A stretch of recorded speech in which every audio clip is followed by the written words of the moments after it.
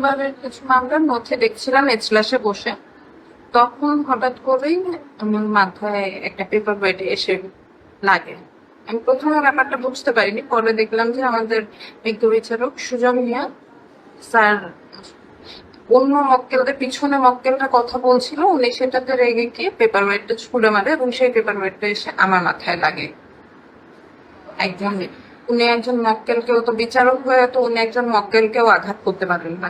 আমি সেখানে বিষয় থেকে আমার আঘাত লেগেছে, হয়তো এটার জন্য কথা হচ্ছে, কিন্তু একজন মক্কেলের যদি আঘাত লাগতো সেটা নিয়ে তো এত কথাও হতো না, তারা তো জানতেও পারতো না। একজন বিজ্ঞ বিচারকের কাছে তো এটা উনি পেপারওয়েটটাকে ছুঁড়ে মারছেন এবং যেটা আমাদের একজন শিক্ষানবিশ আইনজীবী সাবিহা ওনার লাগে এবং লেগে উনি আহত হন। পরবর্তীতে আমি আমার সভাপতি সহ বারের এক্স সভাপতি সম্পাদক সহ সিনিয়রদের নিয়ে বসে পরবর্তীতে আমরা চিফ জুডিশিয়াল ম্যাজিস্ট্রেট স্যারের কাছে যাই, ওনাকে অবগত করি এবং উনি বলছেন ঠিক আছে, এই বিষয়টা আমার নলেজে আপনারা দিয়েছেন, আইনগত যে ব্যবস্থা আছে উনি গ্রহণ করবেন। বিশেষ করে আমরা চাচ্ছিলাম যে তবুও যেটা হয়েছে সেটা আইনজীবীদের আহত করেছে, বিচার প্রার্থী যারা ছিলেন তারাও এটাকে ভালোভাবে নেন নাই বিধায় উনি ওই বিজ্ঞ ম্যাজিস্ট্রেট সাহেবের কোর্ট উনি বলছেন যে এটা একটা আইনগতভাবে ব্যবস্থা উনি নেবেন। এই আশ্বাস দেওয়াতে আমরা এখন অপেক্ষা করছি যে কি ব্যবস্থা উনি নেন। আর ওখানে যে পরিবেশ সৃষ্টি হয়েছিল, উনি যেটা ছুঁড়ে মারছিল সেটা ওর গায়ে এসে লাগছে এবং আমি সেখানে ছিলাম, ওকে নিয়ে সম্পূর্ণ মানে কতটা রক্ত বের হয়েছে এবং কতটা আহত হয়েছিল সবকিছুই আমি ছিলাম ওর সঙ্গে, ঠিক আছে। আর থেকে ওইখান থেকে আমরা প্রাথমিক চিকিৎসা দিয়ে তারপর হসপিটালে নিয়ে আসছি।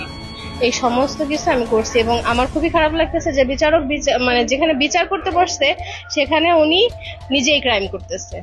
আর ওনার এমনিও একটু সবসময়ের জন্য একটু রাগি মানে ভাব সবসময় থাকে ওনার কোর্টে, মানে আমরা যাইতেও ভয় পাই, এরকম একটা অবস্থা যে আমরা ওই স্যারের কোর্টে যাব না, আমরা সবসময় বলি, কিন্তু তারপর যাওয়া লাগে, ঠিক আছে। যাওয়ার পরে এরকম একটা অনাকাঙ্ক্ষিত ঘটনা ঘটছে আজকে, আমরা সত্যি মানে এটা খুবই কষ্ট পাইছি। উনি আমাদের সিনিয়র অ্যাডভোকেটদের সাথেও অসৌজন্যমূলক বা অশোভনীয় যে আচরণটা, এটা উনি সিনিয়রদের সাথেও করেছে আগে। এটা নিয়েও আমাদের সিনিয়ররা কথা বলেছে, বারে কথা হয়েছে। তো উনি এই যে আজকে যেটা ঘটিয়েছে এটা ওই ঘটনার পর থেকে উনি মোটামুটি ভাবে ওনার যে আচরণটা, ওই আচরণের কোনো পরিবর্তন উনি করেন না। আজকে কোর্ট চলাকালীন সময়ে আমার কাজিনকে পেপার ওয়েট দিয়ে গায়ে ছুঁড়ে মারলো, পেপার ওয়েট এসে তার কপালে লাগলো, কপাল ফেটে রক্ত বেরোলো। আজকে ঘটনাটা তো আপনারা দেখতেছেন।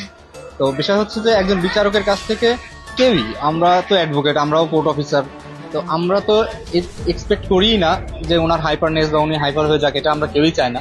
পাশাপাশি যারা বিচার প্রার্থী তারাও কোর্টে ছিল, তারাও ঘটনাগুলো দেখেছে।